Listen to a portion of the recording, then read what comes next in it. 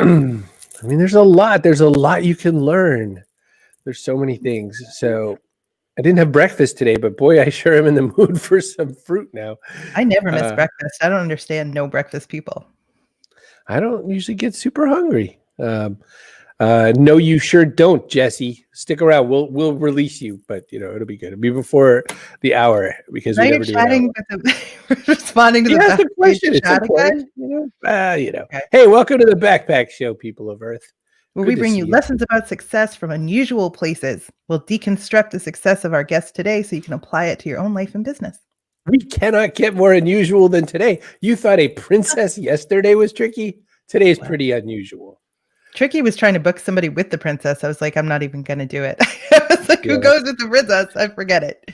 Nobody. The prince? Yeah, I was like, I don't know. So we went with just her yesterday. But today we have Jesse Cole, the owner of the Savannah Bananas baseball team. Super interesting because in Savannah, they had not had a successful baseball franchise in like decades. And he came along and made baseball a thing again with the summer league team. And he's done some incredibly fun things there. He calls it a circus where a baseball game breaks out. We'll talk about the fans first culture that powers it all and what the yellow tuxedo is all about. So that's why I thought we needed Jesse on the show. Super fun. Well, I grabbed Malcolm Peralty. I don't even think he knows what hit him still. I just, we were talking about spaceships and nerdy stuff on Twitter. He's like, I'm making spaceships and nerdy stuff. I was like, what?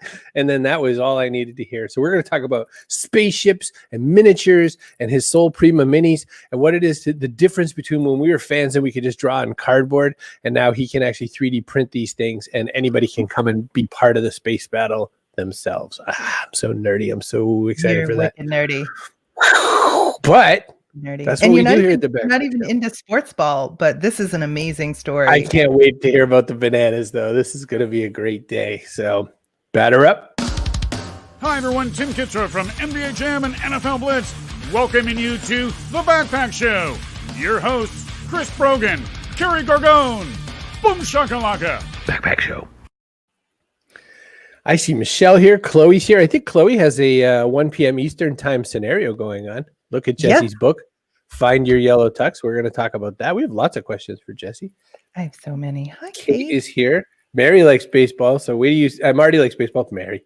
I don't know who that is. Marty likes baseball. So wait do you hear Jesse talk about it. It'll be a whole different experience. My family law professor called me Mary for a year. It wasn't until graduation I was first in the class and they announced my name and it was like, why didn't you tell me? And I was like, who cares? Who cares? So before we get to talking to them, we have to let you know we are sponsored by PubSite, pub-site.com. You can make your own website, authors. If you want to find your yellow tux, you could have a site built just for it at PubSite, pub-site.com. This is a site built just for authors. You don't have to dig your way through all the other things that could exist out there. All you have to do is just know that you're in the right place. It has all the pieces you need to promote yourself and your book. So go get some PubSite, pub-site.com, 14-day free trial. And after that, it's just $19.99 a month. That's right. If you want to make a show where you invite people wearing yellow tuxedos and people who make 3D mini models to you, you can do that on StreamYard. cbrogan.me/StreamYard. It makes making a show easy.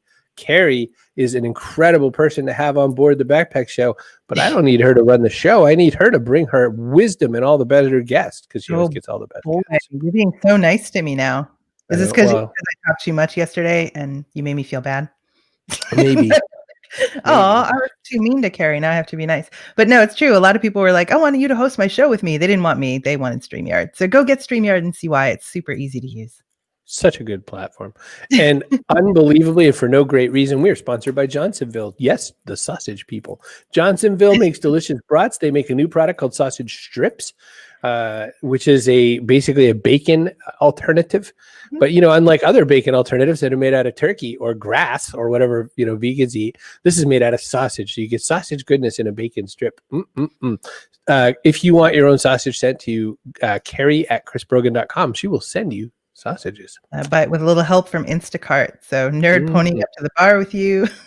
I'm all dressed up. So what's funny about that is yesterday for the princess, I wore a hoodie from Amador Yoga because we had Malik Khalid on the show who owns a yoga studio and I wanted to wear his merch. So I was like, I don't know. She was real nice about it.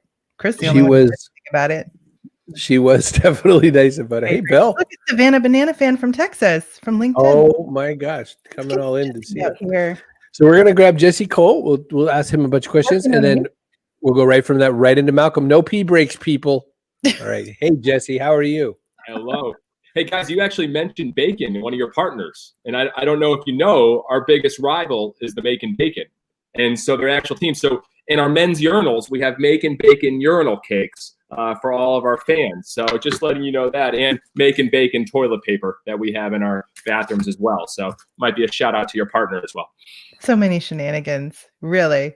So here's the part I love. And I'm going to do this before we even talk about all the cool stuff you did. How you met your wife. So your wife was working at a company, right? And her boss saw you speak or something. Then calls, they could work together, calls the woman who would become your wife and says, I just saw your future husband. Yeah, I was back 23 years old talking about the shenanigans with our first team, how we were doing grandma beauty pageants, dancing, players, flatulence, fun nights, salute to underwear nights. And I was giving a speech about it. And her boss heard me and called her that day and said, I met the guy you're going to marry. And we kept in touch talking grandma beauty pageants. And then she joined us as the director of fun for our first team in Gastonia. And then we took on the big challenge of buying an expansion team and coming to Savannah, Georgia.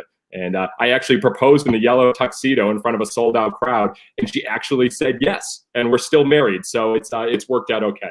So that's why the story is a good one. It'll be not as good if it doesn't work out. So you kids work it out.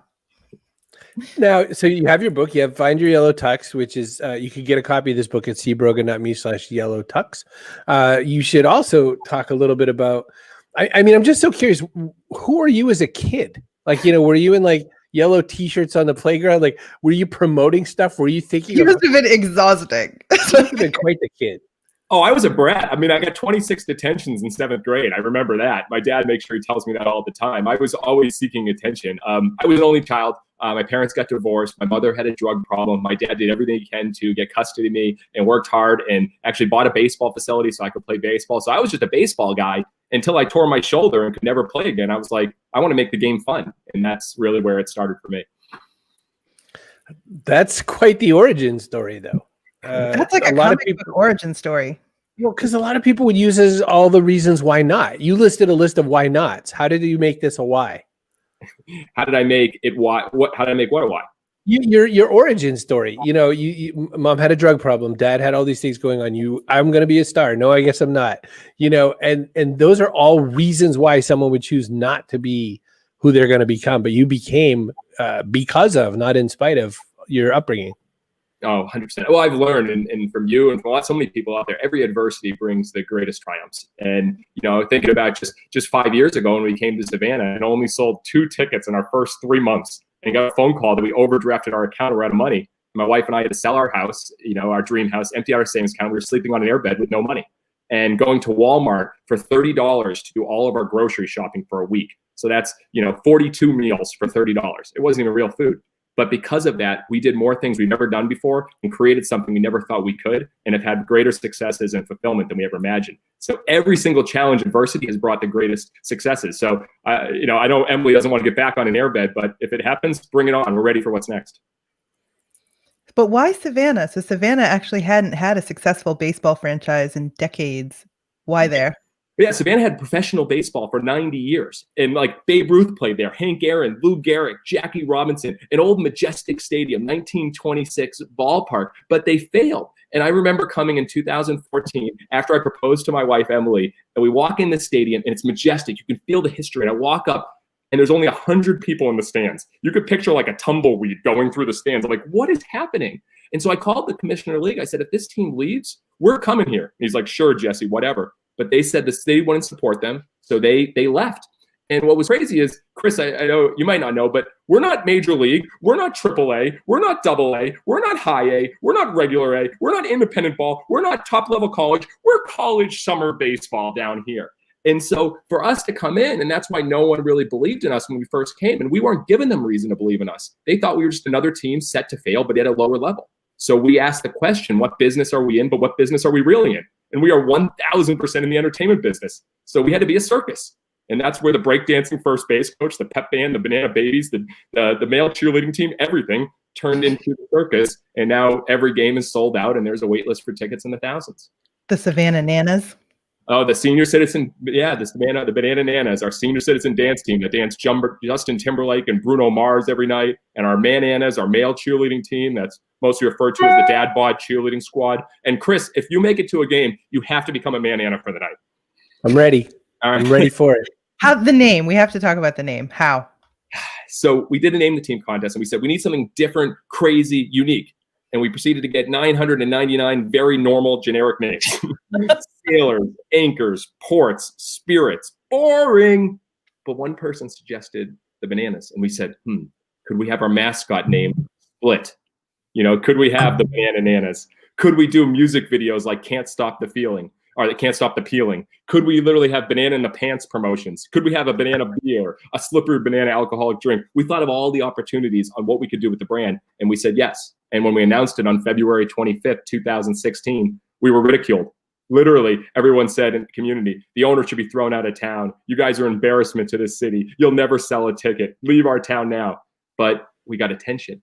And people didn't know we were doing merchandise all over the world. But the first shipment of T-shirts came in, and Bananas was spelled wrong. There were too many N's in Bananas.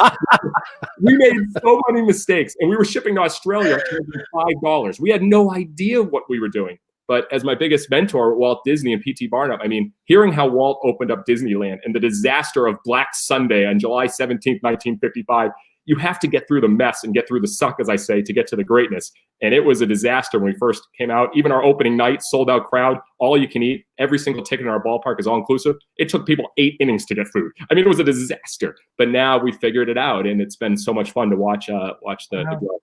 They're like, I'm never coming to a Banana Nanas game again. It was wild. It was wild. But now fans line up 3 to 4 hours in advance. Tickets are sold out well before. And people, we have one guy shapes his beard like a banana and paints it yellow. We have people get tattoos. They got our logo in their head. I've never seen anything like it. And it's just so fun to watch.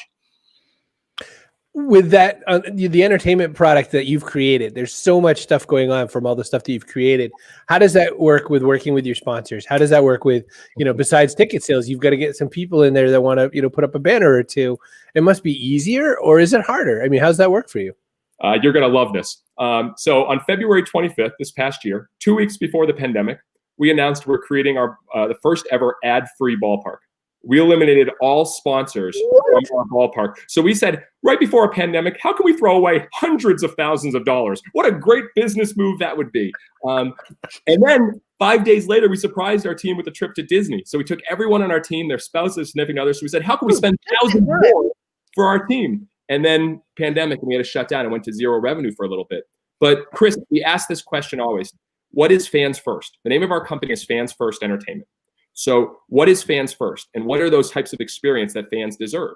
And baseball is too long, too slow, too boring. So we want to have nonstop entertainment. People get nickel and dimes when they go to a ballpark. You pay for parking, you pay for your ticket, you pay for your program. So we made everything all inclusive. All your tickets, your burgers, your hot dogs, your chicken sandwiches, your soda, your water, your popcorn, your dessert, everything total for $18. And then we said, you know what? I don't think anyone comes to a ballpark to be advertised to be sold to, or be marketed to. We're eliminating it. We are going all fans first. And we made that decision. And I'll say it hurt at first. But now to look at our merchandise, which is almost a 7-figure number of just merchandise sales all over the world, to watch fans that are just saying, we believe in you guys, we're all in on you. We don't charge shipping fees, ticket fees, convenient fees, anything that's not fans first, we don't do. Because every meeting we have an empty seat that represents a fan. And if a fan doesn't want it, we won't do it. So our sponsors are not affected because we don't have any. Can we talk about the culture you've created? Because it results not just in better productivity among your employees and a better fan experience, but your players play better for the Bananas than they have at any other point in their career. A lot of us that we like to talk a little bit, and I love sharing. So I'll get up, and I'm fortunate to get an opportunity to do a lot of speeches. And I was speaking at a college and talking about, hey, our players play better because it's a better atmosphere, it's a better culture, and they have more fun. And I didn't realize that the professor was taking notes, and he's like, sure they do. And I was just saying this because they won more games. 2 months later, that professor sends me an email. Jesse, I found this pretty interesting about your remark that the team plays better because of the culture, atmosphere, and fun. I've been doing statistics for the last 2 months with a research team. Here's what we found. And they looked at every player that played in the league, their offensive statistics. And they found out that only one team showed a strong correlation. No team was even close to the actually playing better when you put on the uniform during the summer, and it was the Savannah Bananas. It wasn't even close. And now we've won more games over the last 5 years than any team. And we have over 1,000 players that apply to play. And we think because they're having so much fun, they're treated like celebrities, they're dancing. I mean, they do a different choreographed dance every single night. It's wild that they actually play better because they're enjoying themselves. And I think you guys know that if you're having fun doing a show, it's going to be a better show. If you're not having fun, it's not going to be a great show. And that's the same thing for our players. Does Brad Pitt play you? Is that the plan? We've already seen Moneyball. Now we'll see Banana Ball. Yeah, Moneyball. Brad's a little too serious, I think. I would have to be, I'd be intrigued on who would play me. But yeah, we'll see. Maybe one point that would be great to have a show. But, I think, Kerry, you mentioned the fans first experience. And I actually got a text from a former employee, a team member from our former team way back in the day in Gastonia. And he said, is it possible for me to sign a one-day contract with you guys to retire as a Banana? I really want to retire as a Banana fans first. Wow. And that means more than anything, because it's like our even people that worked for us in the past, they want to be a part of this to say they were, part of something special, which means a lot. So that's what we're trying to do. Coach Woodard is wondering how the concept of all-inclusive might transfer to other businesses. You see that a lot where people will encounter this great success in one area, and then other people are like, well, I'm not in that area, so it won't work for me. Do you think it could work for other businesses? 1,000%. And I think it's a great question. And I think we learn more. We don't go to any industry meetings in baseball. We're not in the baseball business. So we learn from outside. So I've read every book on P.T. Barnum and Walt Disney, as I mentioned. But also when we surprise our team with cruises before COVID, that's where we learn this concept. You go on a cruise ship, all of your food is included, all of your entertainment is included, but you can buy alcohol, you can buy merchandise, you can buy other items. And we said, that's a better experience. And we want our fans to feel like they're taking advantage of us when they come to our games. Like, I get 3 burgers, 2 hot dogs. And what's happened is our per cap, the amount a fan spends in the game, is 2 to 3 times everyone in the league, even though we're including all the food, because fans feel like they want to spend money. So to answer the question, in business, what's the type of experience that would make your customers feel like they're taking advantage of you? Instead of just doing add on this item. I mean, we all hate it. Like, you go on and it's like $2 extra for guac. $3 extra for this. We hate that experience. Charge $10, charge $15, and give it all for us, and we'll feel better about it. So what's that all-inclusive you can add that creates a remarkable experience so people will go and say, you know what? That's a remarkable deal. That's amazing. They include everything. All-inclusive is where we're going in the future. Look what Netflix is doing. Look what all these other platforms are doing. We want all-inclusive. We don't want to be nickel and dimed. And that's what we believe, and I think it can work for every business if you ask those questions. Free shipping even. This extends to everything. If I buy a T-shirt, I'm paying just an all-inclusive price. It's pretty intense. Yeah, and we add in, so we sucked at that at first. We were really, really bad. We just had Excel sheets. But now you get a custom yellow box with a stamp that says delivered fresh, yellow tissue paper, free koozie, a free decal, a handwritten letter. Then we actually call you and thank you. So we call every single person who buys merchandise and thanks them. And we spread it out between our whole staff because there's hundreds of orders. And it's just, we map out what would be the best fans first experience. What do they want from us? And that's what we try to do. I mean, even now we're selling our banana cream soda, and we're including that with which is not easy to ship. So we're including all of that, and we're giving a pint glass, and it includes all the bonuses as well. And we're shipping that all over the country. It's just, that's a better experience. When you go speak in front of big companies and stuff like that, when they want to drag you in to talk about, like, insights from places like yours, how hard do their heads shake? Like, do you wish you had like CEO bobbleheads? That's a great question. And they're so scared at first. I remember I was speaking at Trek World, and I remember I came off stage and the person who booked me gave me the biggest hug. He goes, yes, we made it. We did it. Because they got a huge applause and a huge ovation. He's never going to throw tomatoes at you or something? Well, he's like, it's all like, so this attention, I believe if you want the hearts of people, you first have to get the eyes and the ears. And this attention throws people off at first. When I go through the airport back in the day when I was speaking all the time, people would be like, what is wrong with that guy? And they try to like hold their phone up like they're like taking a picture of themselves. And I'm like, I know what you're doing, all right? But there's always skepticism. But Jeff Bezos said it best. You need to be willing to be misunderstood at first. Every great thing that Amazon did was misunderstood. Are you kidding me? Do you think we would have ever put something that looks shaped like a Pringles can that listens to everything we say and we talk to it and it orders things for us and plays music? We never would have said that 5, 10, 15 years ago. And so we're willing to be misunderstood. And when a company books me, which I've been fortunate to do a lot and now virtual, I think they're like, all right, this is going to make us think dramatically different. People are going to be turned off by it, but that's okay. I really focus on who are you not for? And we know we're not for the traditionalists. We're not for the baseball traditionalists. And if a company is really for professional, straight and narrow, I'm not best for them. And I'm okay with that. Logistics, easier or harder to work out when it's all inclusive? Extremely hard. I mean, let's put it this way.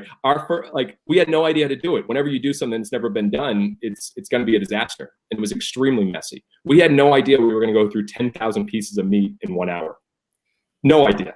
And so we had to learn. So we actually said, what if we put the drinks first? So they hold the drink with their hand, so they can't grab 4 burgers, 3 hot dogs, and then just get a drink later. So we had to move things around every game. And now, you can get all your food in less than 5 minutes at any point. And we don't shut it down, an hour in the game. It goes till the end of the game. And then we have free s'mores outside when fans are leaving, and you keep adding those add-ons. But logistically, you have to have the courage to know that in the long run, it's the best thing to do and get through the messiness, because it's brutal. But don't make it harder on yourself, which we did on Fansgiving when we had a game in November this past year. And we said, we're actually going to starve our fans for the first 66 minutes in honor of the 66-day journey of the Pilgrims. That was a mistake. So when we had rations for the fans, we threw out bread and candy corn, and then we were going to have a joyous feast. 1,500 fans, our limited capacity that we had to have, sprinted to the concession stands, and it was a disaster. So don't make it harder on yourself. Try to make it easier. That was a mistake we made. Live and learn, Jesse. The mistakes are almost as enjoyable as the wins, though. I mean, my gosh, I was trying to do some back of the envelope math, and by the end of all your expenses, you must profit somewhere between $81 and negative $1,500 a game. We try to be closer to the 81, but sometimes it is the negative 1,500. No, it's actually amazing. It's become a very profitable business because, like I said, fans don't eat as much as they think they're going to eat, and they want to buy other things. But people are so afraid. They'll look at, well, if they're buying a burger at $6, they're buying a drink at $5, I'm losing. They're afraid to make that leap. And we just knew we hopefully win. We'll focus on long-term fans over short-term profits. And that's the game we'll always play. Do you have any of the misprinted ones left? I want like a banana shirt. One of the wrong shirts? Yeah. But we do have, we only have a few of these. So this is the Dolce and Banana underwear. So this is the small banana. Only a few of those. The big banana outsells the small banana dramatically. So that's a much better item. So we still have those available. I'll get right on that. It just doesn't end. Oh, Jesse Cole, this has been such a learning experience. I feel like we've really peeled back, taken a look inside. But now it's time to split. So you get to hide out backstage for a little bit. Don't go away. We'll catch you really soon. Bye. Boop. Oh, that was so good. Malcolm, I'm dragging Malcolm Peralty on, but my gosh, what energy. What a thing. Lots of comments. People. He's a man of bananas. All right, I'm getting nerdy. So those of you who are not nerdy, you're not going to have nearly as much fun as I am, but I don't care because Malcolm Peralty's here. Hey, buddy, how are you? I'm doing well, and yourself? I feel like we should all have yellow suits on by now, but yeah, what a hard thing to follow up. I'm not the performer that he is, but hopefully we'll have some fun. We will have. If everybody was like that, though, it would be exhausting. So it would, yes. We can't all be Chris Brogan. Some of us have to be Kerry. Malcolm, I dragged you in just because I'm a nerd and just because you wicked pushed my nerd button when I saw the stuff you were doing with your Soul Prima miniatures and all that. I want to know, so you have a grown-up job. In some ways, I almost feel like showing people that you actually do like a thing with, real people and stuff like that. And I'm going to put that up. I'll put up Press Titan. It's a WordPress services. So it's not hosting, but hosting plus services that's going on there, correct? Right. Yeah. Our primary focus is more on optimization and management of WordPress sites. A lot of people don't really realize kind of the can of worm they're getting into when it comes to open source software. And so our primary focus is kind of making it so that they don't have to understand like what a plugin is, what a theme is, what a PHP file is, how to do permalinks. What are all these things, right? They just want to pass it over to someone who understands. And that's kind of our primary focus. Right, because a lot of people buy hosting somewhere and they think that's it, and then they pay some developer to put together a WordPress site because they don't, and usually for way more than they probably should have. Right. But what they don't get is the minute the next bunch of updates show up and all those little red 4s, 5s, and 6s show up, they're like, oh gosh, and then they're afraid. They don't want to touch anything. They don't want to break anything. You're handling all that. Like when I dug into it, and you have a learning management system, so you're like, hey, you want to run courses? We'll set it up for you. Yep. So that's what you do, when you're not face down in 3D printers and stuff like that. That's it. Yep. We all have our hobbies. We all have our ideas. What made you say, I think I want to do this one? And how many people have you annoyed by the fact that you have to go through so much printing material to make all these minifigs and all these tests and all that? Oh my goodness. So my wife likes to say that I collect hobbies. It's kind of an endless problem of mine. I'm always trying something new and different. When I got into 3D printing about a year and a half ago, it was just an FDM printer, which basically it extrudes a bit of plastic, and you can kind of build up these different structures. And I did it in part because when I was a kid, I wanted like those micro machine spaceships or all the plastic spaceships, and they were just far too expensive. Like $40 for a model kit for one spaceship. There's just no way I was ever going to make that work. And so as I started kind of playing with an FDM printer and printing out some larger spaceships for myself, I started to realize it's a real pain in the butt to print these out. They're usually in multiple pieces. They usually don't print well. They require a lot of like sanding and finishing. How can I do this easier? And then I started getting into resin printing, which is basically like a UV light in a pool of plastic that cures very specific spots. And the amount of detail is approximately like 10x what you can get on an FDM printer. And so once I started that, I started printing little miniatures that other people had. And when I started looking at the spaceships that are available, it was very few and far between. The build size, the amount of size that you have to print your spaceships or whatever else you want to do is really small compared to the filament printers. And also a lot of the files that are out there, they're unsupported. And what that means is when you're printing in liquid, you can't have any little floating bits all by itself, because otherwise that'll kind of ruin the whole print, because you have this vat of half-cured plastic getting in the way of the light that'll cure the plastic.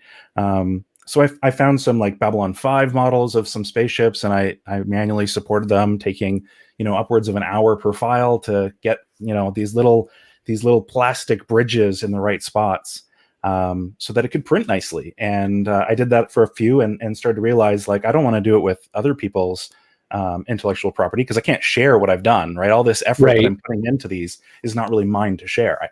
And so I started writing out kind of what my own little science fiction universe might look like, and said to one of my best friends from high school, like, look, I think I want to print like spaceships and like giant robots and like science fiction characters and have them all pre-supported. Basically, someone just clicks print on their resin printer and they can have copies of them as well.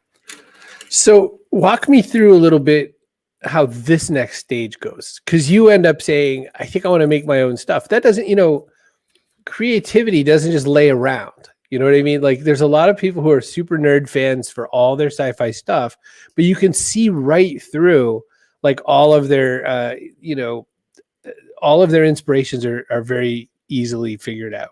So I guess walk me through kind of how this story was in your head, how long it had been in your head, who does it most closely mirror, because it always does, and a little bit about that. So I'm very fortunate that I have had the opportunity to kind of immerse myself in lots of different like science fiction, TV, movies, tabletop games, video games. And so the difficulty is that nothing definitely feels wholly unique, but it's all about trying to find that fun spin on things. And I find the best way to approach any kind of creative endeavor is to look at our world as it exists today and try to project from that. So when my wife and I wrote a book a couple of years back, we decided, what if superpowers were, the next kind of elitism in society, right? You could purchase superpowers, and what would that world be like? For this, it was very much, corporations and billionaires are kind of, collecting wealth in ways that are bigger than countries. How would that kind of propagate into the future, right?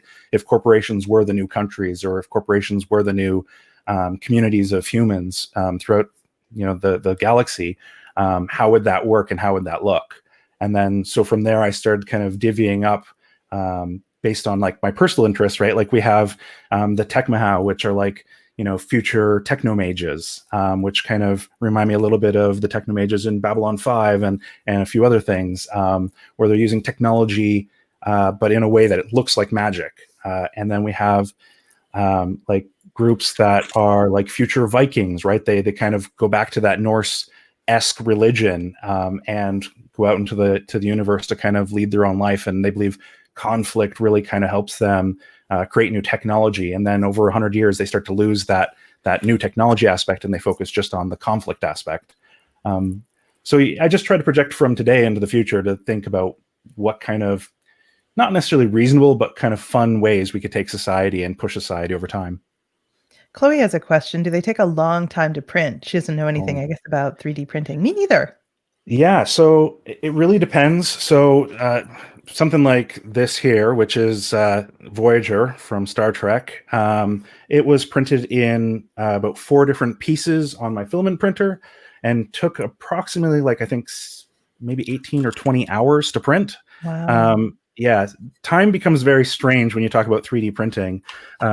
Little miniatures like this one here, which is only like, what, maybe 2 inches tall, it can take 4 hours on my resin printer. The good news about the resin printer is because it does every piece of that vat at the same time, I can print like 6 or 8 miniatures on one build plate. With the filament printer, you don't get that same advantage of time. So I can print a whole group of 6 of these guys in 4 hours, or 1 in 4 hours. And then with the filament printer, I can print something like this in like 20 hours. But if I did 2 of these, then it'd be 40 hours. So I have a couple of prints that have taken 2 to 4 days. The filament and resin is super cheap. Like, the actual cost of the printer is fairly cheap these days. You can buy a filament printer for like $250 easily. You can buy a resin 3D printer for about $200 US. So that kind of gives you some context. And then supplies, I'm looking at like $60 per liter of resin, and about $20 or $30 per 1 kilogram spool of filament. And both of those can last me many hundreds of prints. So, and there's something to the process, because look at how you got there. You got there because you were printing other people's models. You started, adapting them so that they'd work a little bit better, because you saw engineering wise, oh, maybe this would be a better way to do that.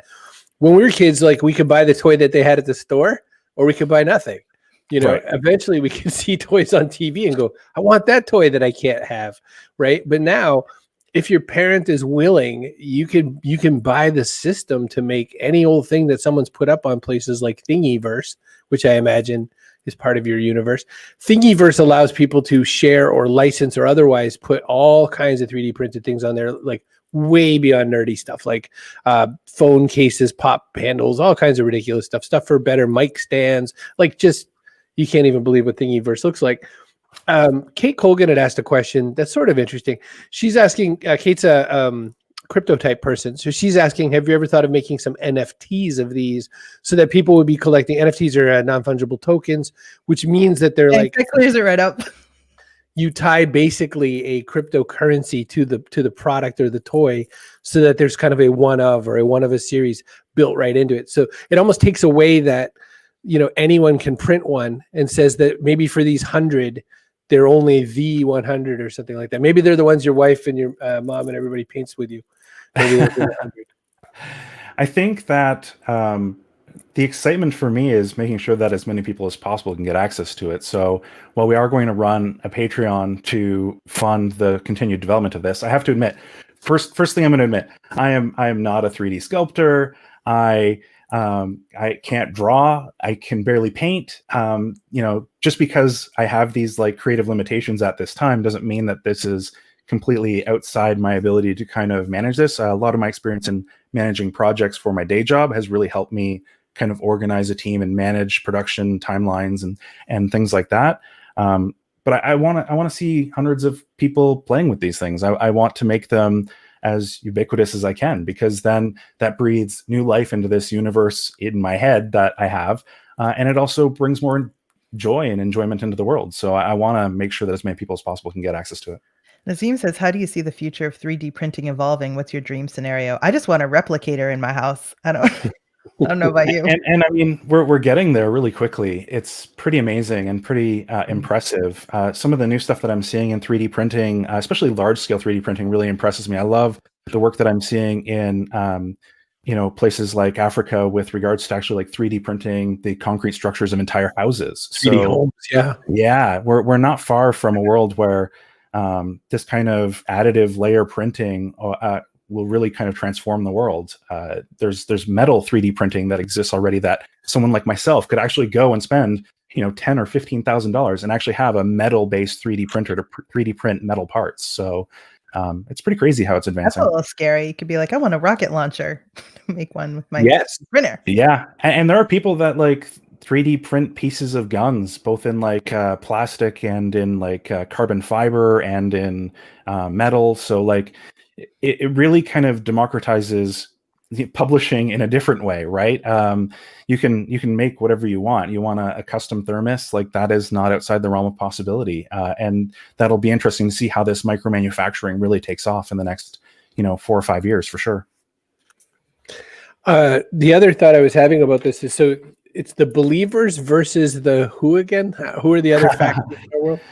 So I started with like 5 main kind of human factions. So there's Sol Prima, which are kind of like the central characters of the whole thing. A lot of the lore and storytelling that I'm working on kind of goes from their perspective. And they're just kind of like, what if Elon Musk went unchecked for the next 20, 30 years, right? And got to do whatever the heck he wanted. With a little bit of like Star Trek thrown in to kind of make things interesting. Then there's Proxima Alliance, which are very much the techno-organic. They're like, how do we integrate technology into humans? How do we, evolve ourselves past the limitations that we have today? And then there's the Believers, which are kind of, a coalition of religions. As we've kind of grown as a society, religion is kind of often put on a back burner. And I thought, how nice would it be if they all kind of came together and found a common ground and said, like, look, we are, all looking at the same thing through different windows and doors. And then the Naya, which are like the future Vikings, and then the Tekmahau, which are the techno mages. So got 5 human societies, all with kind of different focuses, designs, aesthetics. Yeah. Put me down for the Vikings. Yeah, exactly. Yeah. It's a lot of fun. I've kind of fallen into reading a lot about like, Norse mythology, Viking mythology. I'm working on a story right now where I'm using kind of runic tattoos as magic. And so, there's a lot of interest there for me to kind of understand, the why and how of all of these things. I tell you though, trying to come up with disparate human societies, it's kind of like writing 5+ books all at the same time. I have a timeline that spans over 150 years, and I'm trying to like write through every kind of like political and economic change that might have happened over those 150+ years kind of thing. So it takes a fair bit of work to kind of organize. Society is complicated, no question about it. Even like being in the South is different than being in Boston. So, I mean, that's like nuance, never mind other countries and totally other areas of the world. Just forget it for me. And all as they extrapolate into space. Yeah.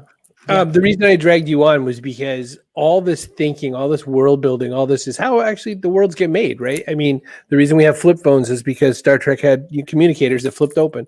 The reason that we have when Palm Pilot showed up because we needed tricorders. Like we built so many things based on sci-fi. It came from those thoughts extrapolated. And so your work isn't wasted. Plus, like you said, you're studying all these cultures, you're learning all this stuff, you're taking all this energy and putting it into something. And it's definitely this whole other experience. I need to explain this to Kate. It's not cloning. It's like for food and tea and stuff. And whatever. Yeah, not like a Stargate replicator, more like a Star Trek replicator. And you don't clone people anyway. Right. In the Star Trek universe, I would have like a holodeck and have everybody I wanted there. And then you're like, end the holodeck thing and they're gone and you can go do your stuff. I wouldn't clone them because then you got to deal with them all the time. Come on, Kate. Let's be practical. Plus, don't forget, there's already 3D food printers out there. Like this is, they're not like, you can't make an apple. So you can't be person of the day.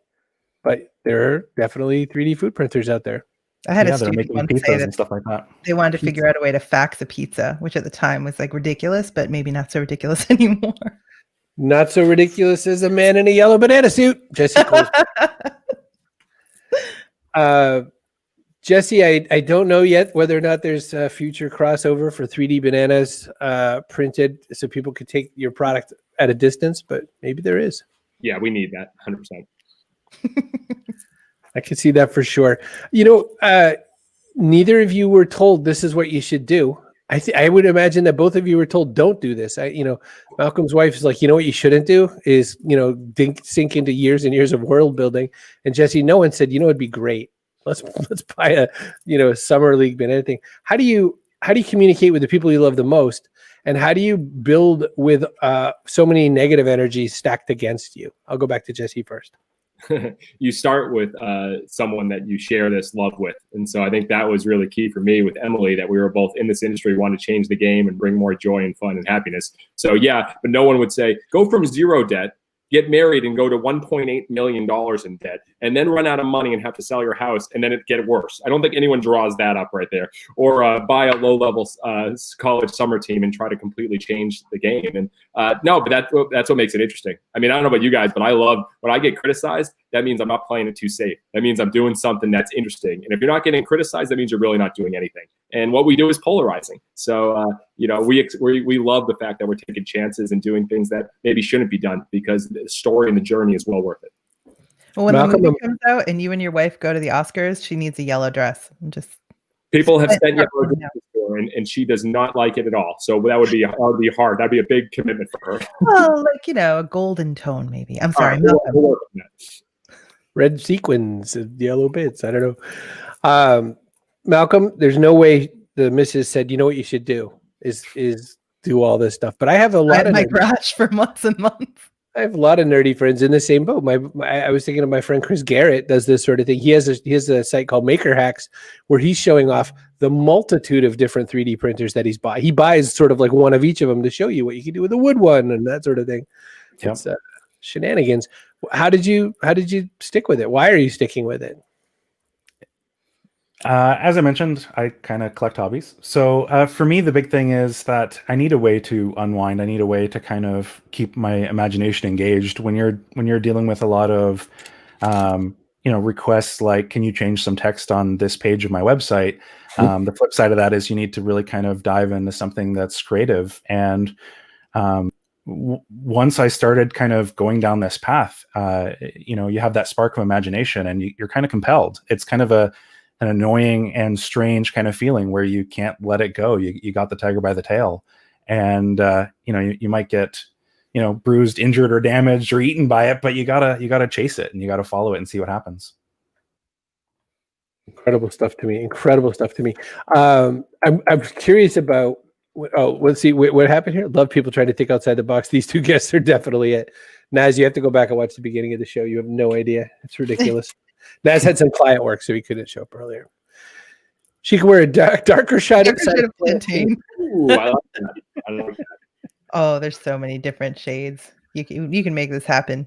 You sort of like on your book cover, you sort of blend right in, like maybe a different color for the background for the next book. We're working on it. All right. You can't get me messy in the beginning. All right. I didn't realize that the book was going to be there forever. I guess I should have thought about that. Yeah, I guess so. Well, I'm going to order some merch after this. Your next book's title could be "Mistakes Were Made." Yeah. That's actually what I want to put on my tombstone. 50 shades of yellow mistakes. Yeah, there's probably a lot of things there. Oh my god, there's not a lot to it. If either of you didn't have the outlet you have right now to do the things you're doing, if the bananas get peeled away from you, what do you end up doing next, Jesse? What do you end up doing next, Malcolm? So this hobby goes away, or I don't know, President Biden signs a law saying you can't have a 3D printer because you'll make something bad. Oh no! So Malcolm, Jesse, Malcolm, go first. Oh, go ahead, Malcolm. I'll hide in Canada, which is where I live, so I don't have to worry too much about that. Haha. No, for me, I think that world creation, these kinds of things will always be part of my day-to-day life. So if I wasn't 3D printing, I'd be writing stories about these. If I wasn't writing stories about these, I would be doodling horribly to try to bring it to life because I can't help it. So it doesn't matter what the medium is. The idea, the creativity has to kind of come out in one form or another. Tolkien created Middle-earth because he didn't want to grade papers at school. He was so sick of it, so he started inventing languages and creating entire massive amounts of lore. That is dedication to procrastination. Productive procrastination. Productive. It's fair. Yes. He created and spoke 17 languages fluently. He created languages and spoke 17 languages fluently. Well, who knew if he was speaking it or not? They're going to argue with him and be like, "That's right." You'd be like, "That's how it is." Jesse, there's no more Savannah Bananas. Now what? Oh, geez. Well, the circus ended at 146 years. I think I would have to bring out a completely new level circus experience that everyone's never seen before. Or I'd be a cruise director, which is actually very ironic because we hired a cruise director from Norwegian to be our director of fun. So maybe I would take his spot or he would take mine. But I think like Malcolm, it's creating, it's sharing, it's growing, it's having fun. So on stage, trying to make people laugh and have fun would probably be something. Director of fun. Who wouldn't want to do that? Yeah, we get a lot of applicants for that one. So I just want everybody to know when Jesse talks about building like a fans first culture, they have a playbook that they give all their new hires and players about like embrace your weirdness and like it's all laid out how to full on embrace this culture. And the first thing, you tell them is, yeah, we're weird. Let's just go with it. Oh, 100%. Yeah. I mean, you have to be, if you have an owner that wears a yellow tuxedo and we have a closet that's about the size of a locker room that only has costumes in it, and we wear them on a daily basis, yeah, you've got into something. That's why we have video cover letters. That's why we have a future resume. We want to know what you want to do in the future, not what you've done in the past. We want to know how you're going to have fun. I mean, it's very intentional what they're getting. You hire people based on their ability to make stuff up. Malcolm could be like your next big hire. A great future resume. We'd probably throw some of his stuff in there. It'd be, yeah, you're hired. I don't know for what, but you'd be hired. All right. So I have one more question for Malcolm based on that. Then we'll go to person of the day and some other stuff. Malcolm, hearing some of that, by the way, what from your Sol Primo work can you bring back to Press Titan, if anything? Like, what do you learn in your fantasy worlds, and what do you learn in even just the patience of having to be a better 3D printer that you bring to your client base or your team? Never stop tinkering is really the big one. It's very easy when you are working for, when you become an expert in a field to kind of become complacent. People become specialists in all kinds of things, and 10, 15 years down the road, they're kind of out of date in terms of their knowledge and ability. And I think that the constant failures that I have in trying to print these things, the constant effort that it takes to try to figure all this stuff out, it never gets necessarily any easier. That learning curve kind of gets to the next level. And so I try to bring that back to my work as well. So that way, my clients get the benefit of that lack of complacency. I love that answer. I feel like we should introduce Tim Kitzrow, the voice of NBA Jam, NFL Blitz, and NHL, whatever that one was called, to Jesse. I think they'd have something in common, but here he is giving out our person of the day. Oh, and here's our person of the day. Kaboom! He's got enough energy for an entire baseball team, like just by his own self. They've allowed him to actually call a few games just for entertainment purposes, and it's always off the rails really quickly and nothing happens. It's good. You know what? I'm going to give it to our dear friend, Kate. We're going to give it to Kate Colgan today. She's our person of the day. You can share it with Marty because Marty's the real baseball fan in the house. Kate just endorsed baseball fandom, just like Marty endorsed Kate. So it is Kate Colgan is our person of the day. Now we come to this question that we ask every single guest, which is what goes in your backpack? Could be something physical. It could be something metaphorical. Kerry, what's some of the best ones you love? Well, I really did love fearlessness and vulnerability that Dave Landau had said. And that's like one of the earlier ones. It just really stuck with me to just go out there and be fearless. But then I also loved DJ Cumberbund's much more recent answer, which was an extra set of teeth. An extra set of teeth. That's because you never know if you're going to need another set of teeth. It's very important. Quite the prom date couple. You and Joe Polizzi with the orange suit. Yeah, he's our marketing friend who does orange shoots all the time. So the question goes to you then. Start Jesse Cole. What goes in your backpack? Well, I didn't think about like these feelings and emotions, but so my first instinct was one of my yellow notebooks that I could write. Writing has been everything for me. I write down 10 ideas a day. Writing, clarity, everything. And then when you went the other way, I was like, energy. If you have energy, you can do anything. And I'm so fortunate. You can do anything. But writing and energy, put those two together, I'm feeling pretty strong. Wow. Jesse handwrites thank you notes every day, by the way. A thank you letter to someone every day. 5 years now. It's going strong. Okay. Malcolm Peralty, what's the answer for you? What goes in your backpack? If not my entire wife, then the affirmations from her. I think that would keep me going forever. Thank God you went somewhere else with that. You're like, not my entire wife. I thought you were going to say like which parts of her. And I'm like, please don't. That's me. I just look over my Definitely second the monitor and whole see the thing. faces just like, oh, what? The whole Yeah, thing. you're a human. I mean, a human? Come on, that's friggin' out. I would have. Now you make me feel like a bad husband, a bad father. You had the chance. You had Maybe the she's chance. a cyborg and you could just, whatever. But if Nothing, not, that's sick. are you giving out a banana for person of the day? That's a good idea. Oh, good Good. idea. We used to be an apple. No, it should be a banana. That could be banana. Oh my gosh. But the I'm still on affirmations. That's a very nice answer. my whole life. I was right into Nikki Porcher territory there. All right. We had another guest on, Nikki Porcher from Buy From a Black Woman, who she wanted to fill her backpack full of black women. We immediately thought, well, that's going to be But now I can't even be in the same virtual space with her without both of us laughing so hard that we cry. We can't be shenanigans. serious even a little because we lost it completely. I was like, black women in your backpack, of course. That makes what? That's immigration kind of a conversation, but Yeah. So all that right. was it. The show. I would say that I was trying to think about my grandmother in this moment, what she would be thinking about. She would be thinking about that. She's gone to a couple of Red Sox games, and her favorite part of going to the game is the beverages and the food and the fun out at the bleacher seats. It's kind of amazing to imagine an entire stadium full of people all wanting to have fun instead of very seriously hoping to see how the score turns out. This is more like better than the Harlem Globetrotters because the fans are the trotters in this case. But binder of women. He'll never ever. He can't be. Bob. Well, no, that's what's his face. He'll never be president. Mitt Romney, his binder full of women. But Dear. I will say this. I will say that if my grandmother, had a chance to spend time with both of you, she would learn this about you both.